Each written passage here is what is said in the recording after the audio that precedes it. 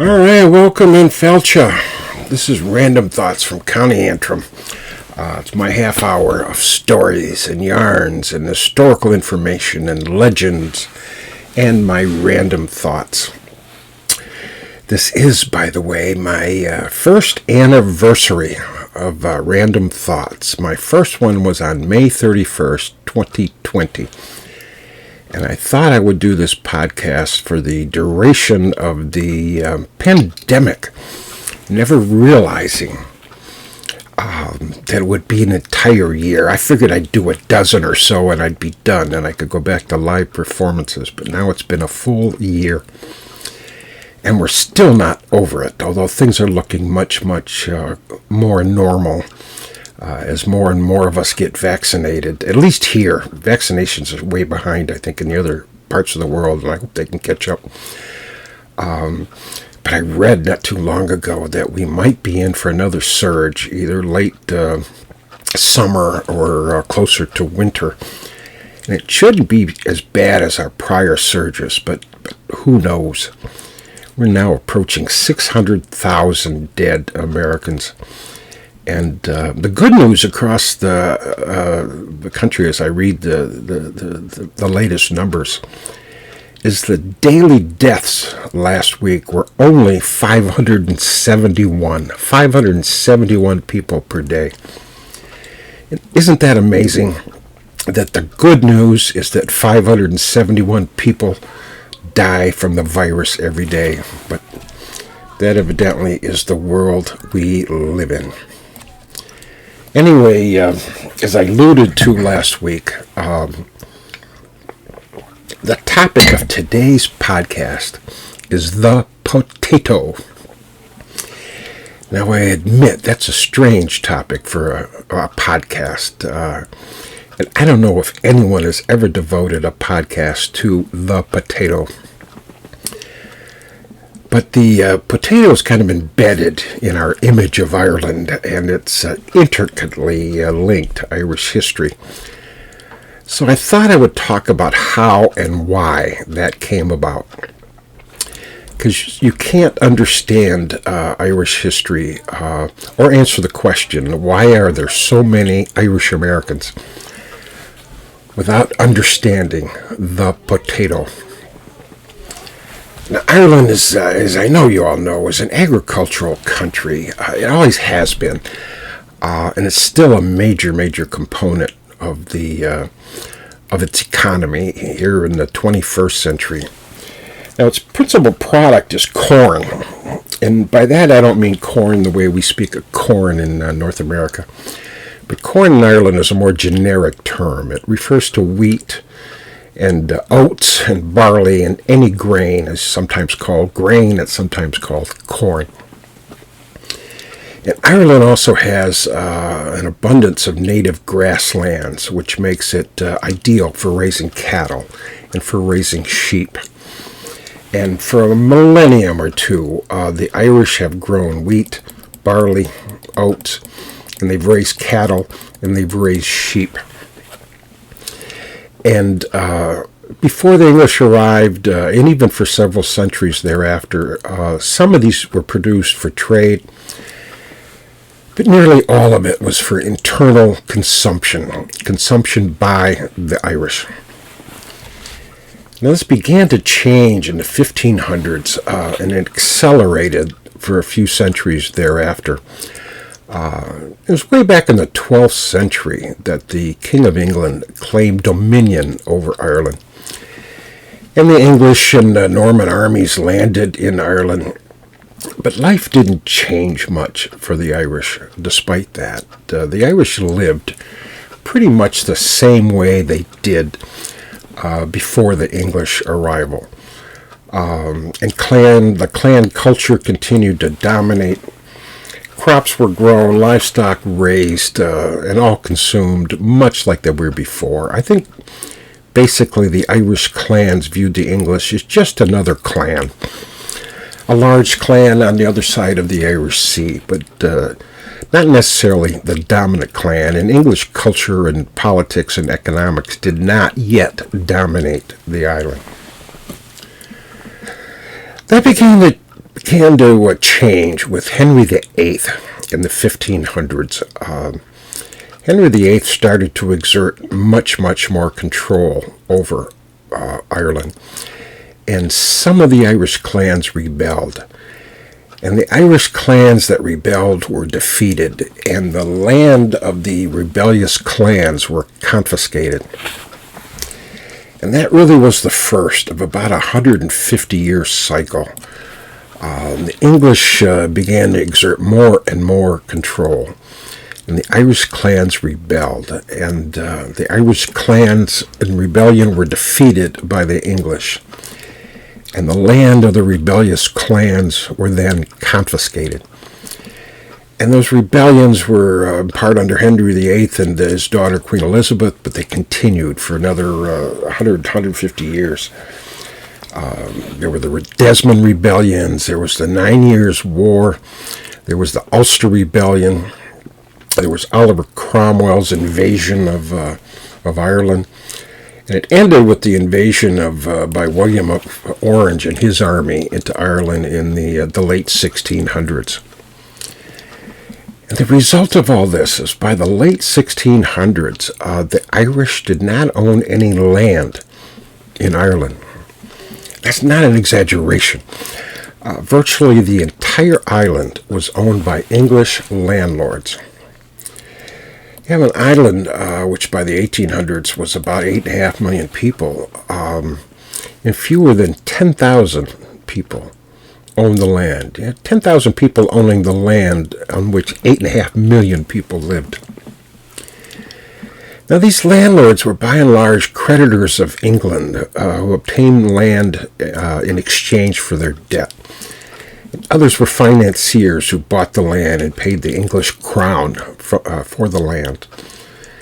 And others were given land by the English kings in reward for service. And in many cases, particularly the Cromwell era, officers of the English army were not paid, and they were given land in exchange for payment. And as generations went by, the English landlords weren't these folks, but the descendants of those folks who owned the land, owned Ireland. And they were by and large, they were landlords. I mean, what they did is they confiscated the land of the formerly occupied by many Irish farmers, and they set up larger farm operations. And they grew the grains that we talked about, and they raised the livestock. And the Irish were tenants. Now, sometimes the Irish stayed in the lands that they used to occupy within their clans. More often they were cleared from those lands and forced to move. And those were forced to move, moved to the least desirable parcels of land, mainly in the west, in Connaught and County Clare, County Kerry, in western Munster. And if you travel to Ireland, you know those are beautiful areas, but not necessarily the best farmland. And those who stayed where they were in other parts of, more fertile parts of Ireland, worked on these farm operations as laborers.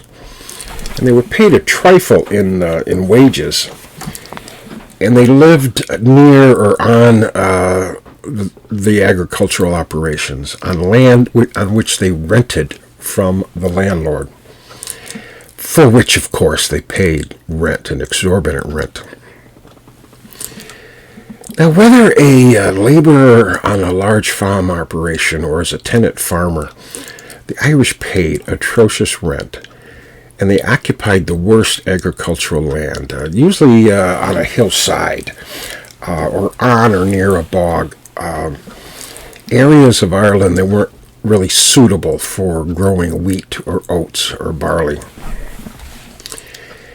And as more and more of the Irish were displaced, these rented parcels of land became smaller and smaller. The landlords and the landlords' agents realized that the more they subdivided these lands and made them smaller parcels, the more rent they would receive. And the Irish tenants actually did some subdividing themselves.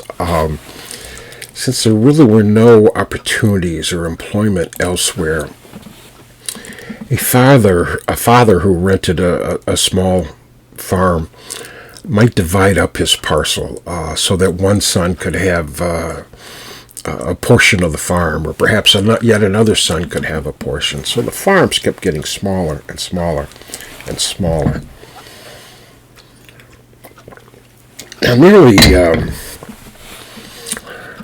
half of all rented land by the Irish was less than 5 acres. And not all of that fertile, as I mentioned. And many of the holdings were even less than an acre or two. So very small farms if you only have an acre or two. Now you have to weigh that against the typical household of an Irish family. Typical household was about 10 people. 10 people in a household. That's not because of a high birth rate. I think the birth rate of the Irish in the 1700s and the first half of the 1800s, which the period of time I'm talking about, the 150 years after William of Orange confiscated the last remaining parcel of land from the Irish. In the next 150 years, birth rate among the Irish wasn't any higher than anywhere else in the world, particularly for a rural family. But the households were large in part because they were extended families living in the same household. A typical household would have mom and dad and 2, 4, 6 kids, but it also have grandma and grandpa. It often included an aunt or an uncle or cousins.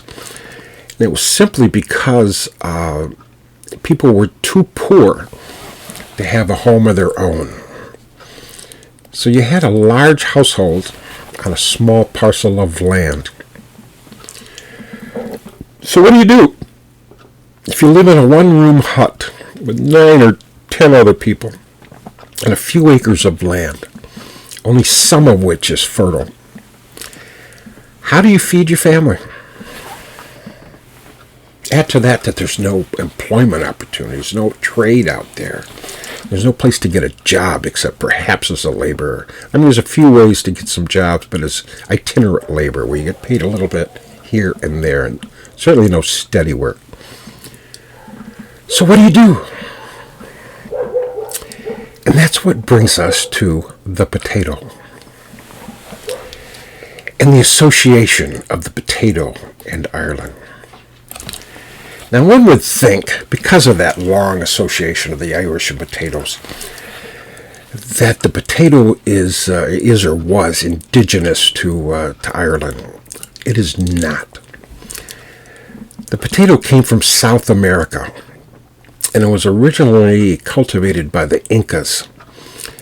And Spanish explorers brought the potato back with them to Europe in the 1500s. But those potatoes did not make it to the British Isles. That was Francis Drake. Among other things, what he did is sailed along the Pacific coast of South America, and he brought potatoes with him back to England. And that became the solution to the destitute Irish tenant farmer. He planted potatoes on his few acres rented farm. Now, why the potato? Why not rutabagas? Why not anything else? Why did he plant a potato or potatoes?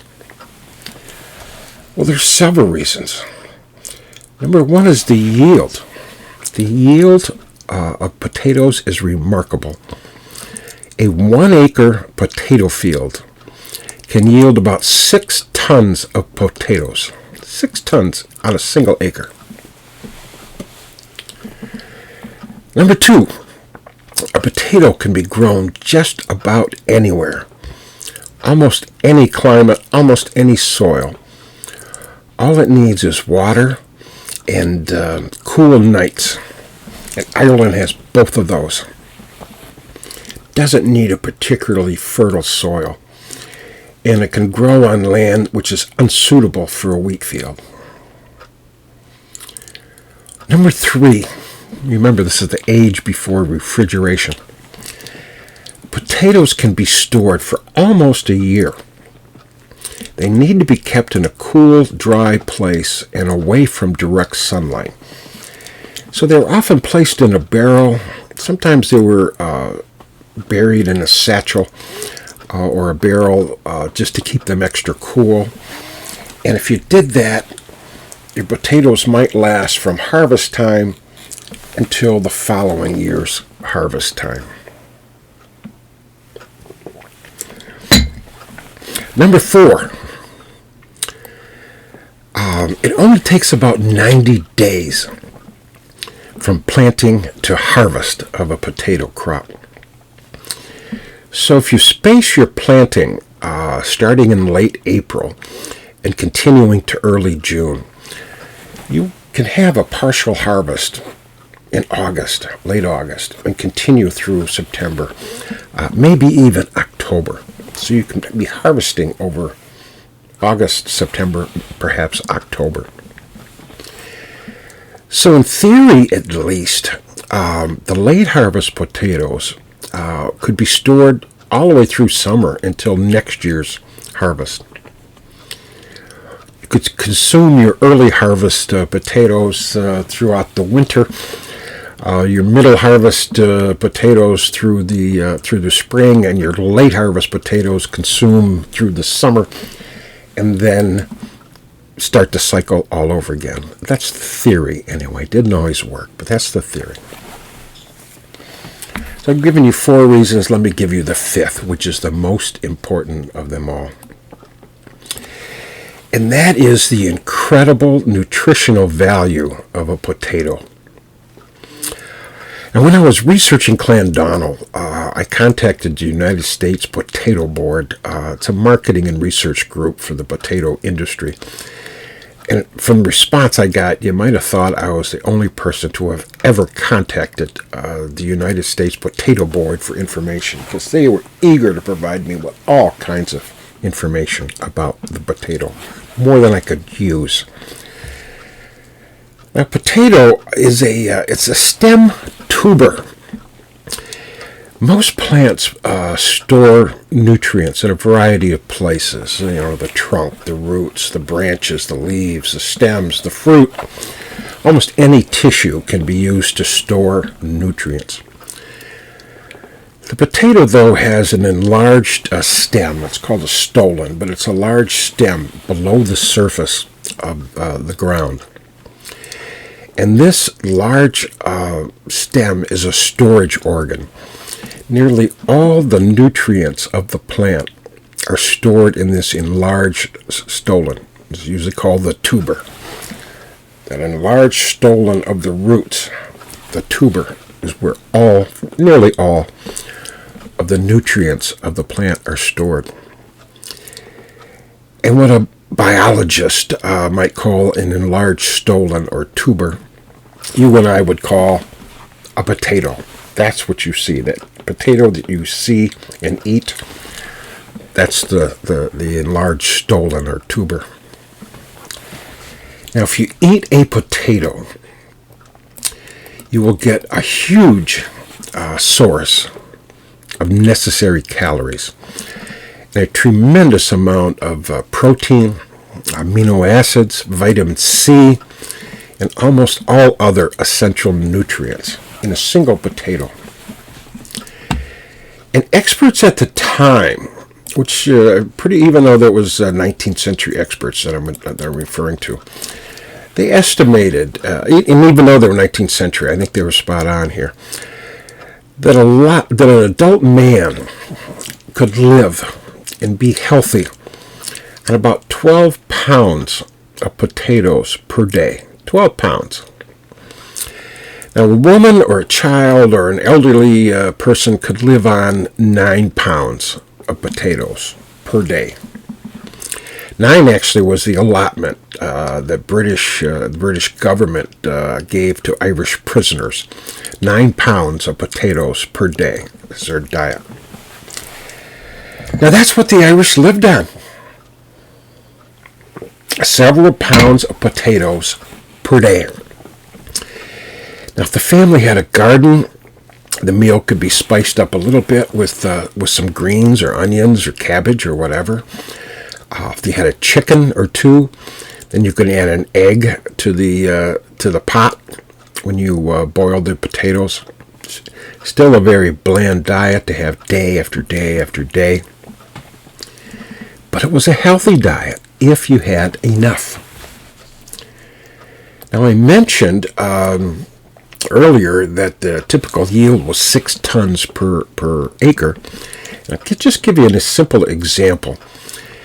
If a family had 2 acres of land, the yield would be 12 tons or 24,000 pounds on your 2-acre potato patch. You divide that by 365 days, you get 66 pounds per day. Now, if you use as an average 10 pounds per day per family member, then you'd have enough potatoes to feed 6.5 people every day for the year. Now, that's fine if you have a household of 6. Not so fine if you have a household of more than 6. Now, you can do the math. I'm running out of time here. I'm spending more time on this than I thought because there's a lot I still want to talk about. So I was going to show you this another way, but I think I'm running out of time. But I think a way to look at this, and I've done the math many, many different ways, and it looks to me like about 3 acres was the magic size. If you had a family which was not overly large, and it had more than 3 acres, significantly more than 3 acres, they might actually have a surplus, and they could take some of it to market, get a few shillings. But if you had a larger family, or smaller acreage, you had a difficult time. Probably did not have enough potatoes to feed your family. Now, the point is simply this. In fact, when I mentioned 3 acres is the magic, the other point you have to remember is maybe about half had 5 acres or more. Many, many more had 2 acres or less. 1.5 acres, 2 acres was the size of your rented parcel of land. 10 people in the household. All of that equates to not enough potatoes to feed the family throughout the year. Now, the point is this. It was a fact of life among the Irish. A family could sustain itself on what little they had, but there was really no margin of error. There was a minor drop in potato yield, or if there was an addition of another family member, another child, or if in-laws or destitute sister moved in, then it was devastating. And of course, nobody contemplated a complete destruction of the potato crop, which was coming. The point I'm trying to make is this. The rural Irish did not live on potatoes because they liked them. They lived on potatoes because they did not have any income with which to buy anything at all. And the only food they could grow on their small acreage, the few acres that they had, at quantity sufficient or close to sufficient to feed a family, was the potato. And economists, they tend to call this subsistence level of production, which is a polite way of saying that sometimes people had enough to eat, sometimes they did not. Sometimes people lived, and sometimes people starved. And for at least 150 years, from the last of the confiscations till 1845, the Irish were living on the edge. And then in 1845, they fell off. I had much more I was going to say, but I think I only got a few more minutes here. Let me look at my time. Yeah, I got about 5 minutes. So I'm not going to say everything I want to say. I may continue this next week. So what happened in 1845? It was the invasion of Ireland, in fact all of Europe, with a fungus-like creature called Phytophthora infestans, P. infestans for short. It's a creature which can both swim and fly. It kind of get airborne. Spores get airborne and they land on the potato leaves. Rain washes them into the soil. They get part of the soil solution. And then they're taken in by the potato plant. They begin to consume the potato, and then they divide and multiply, and then they consume more and divide and multiply. And within a few days, a few spores of P. infestans, once it invades a potato patch and begins to divide and multiply, within a few days it can consume the entire potato patch. And that's exactly what happened in 1845, and again in 1846, and again in 1848, in 1849, and 1850. And in the process, well over 1 million Irish died of starvation and starvation-related diseases, principally typhus. And well over 1 million Irish left Ireland forever, principally to North America. Now, I often hear questions about why the Irish didn't eat other foods besides the potatoes. And certainly there were other foods. But fishing and hunting, for example, were reserved for the landlords as sport. If an Irishman hunted or fished, that's poaching, and they would have been sent to Australia. That was against the law. But at the time, Ireland, P. infestans only infected the potatoes. It did nothing to the wheat or the barley or the oats. It did nothing to cattle and sheep. But by this time in history, Ireland became sort of the breadbasket for the British Empire. Its role was to supply the British and the British colonies with food.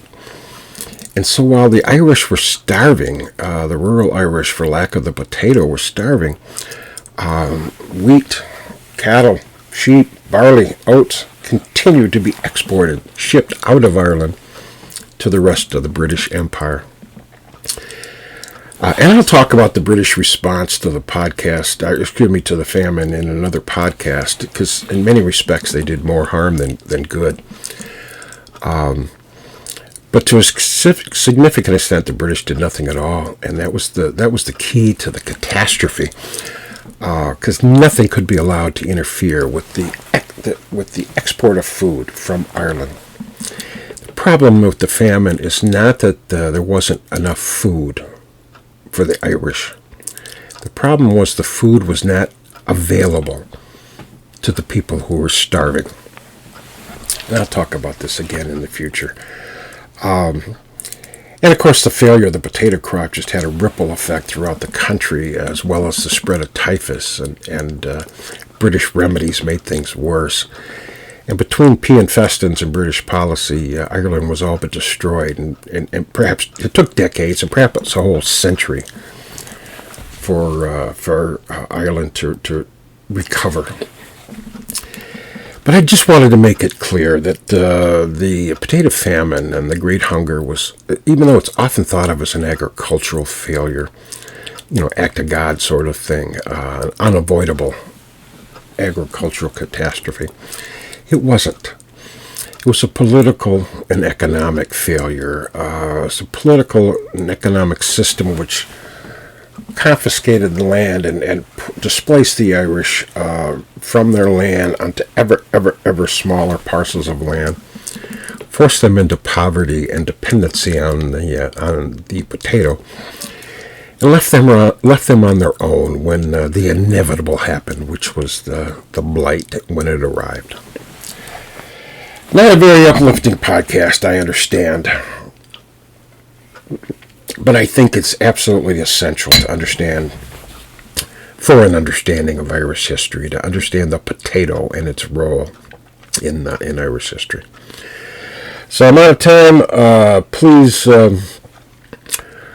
take a look at my website, clandonald.net, and send me an email at clandonald@gmail.com. Take a look at my Facebook page, my YouTube page. There's a lot of videos there. And I'll try to tie this together a little bit more next week before I moved on to something more uplifting. Maybe I'll go periodically. Stark reality followed by some more fun yarns and so forth. Maybe that'll be my program as long as this podcast and this pandemic continues. So that's all for now. Thank you, and goodbye.